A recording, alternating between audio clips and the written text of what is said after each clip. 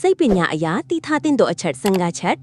စိတ်ပညာအရာလူတယောက်ဟာကိစ္စတေးသေးလေးတောင်အရန်ရည်နေရင်သူ့ရင်ထဲမှာအရန်အထီးကျန်နေလို့ဖြစ်ပါတယ်။ယောက်ျားလေးအများစုဟာသူတို့ရဲ့အဖေကိုချစ်တယ်လို့ဘယ်တော့မှထုတ်မပြောရဲကြပါဘူး။ခလေးငယ်တွေကိုအဖေနဲ့အမေဘယ်သူကိုပိုချစ်လဲမေးရင်အမေကိုပိုချစ်တယ်လို့ပဲဖြေကြပါတယ်။မိခင်နဲ့အနေနီးပြီးတန်ရောစင်ပိုရှိလို့ဖြစ်ပါတယ်။ယောက်ျားလေးနဲ့မိန်းကလေးမှာယောက်ျားလေးတွေကပိုအချစ်ကြီးကြပါတယ်။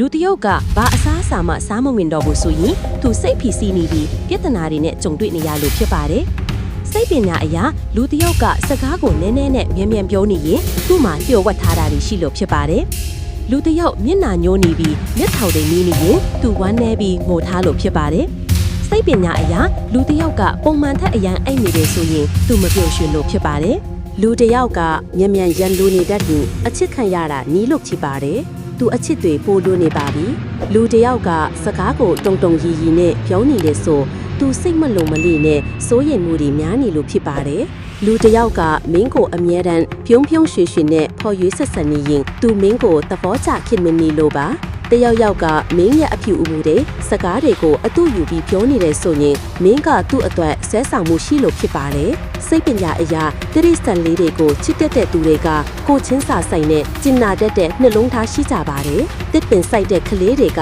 အာယုံဆိုင်တာတွေနဲ့ဘာသာရပ်အသစ်တွေတင်တဲ့စွမ်းရည်ပိုကောင်းပါတယ်လူတွေကိုပျော်အောင်လုပ်ပေးတဲ့သူကတခါတလေအထီးကျန်ဆုံးခံစားချက်တွေနဲ့အဆုံးသတ်သွားတတ်ပါတယ်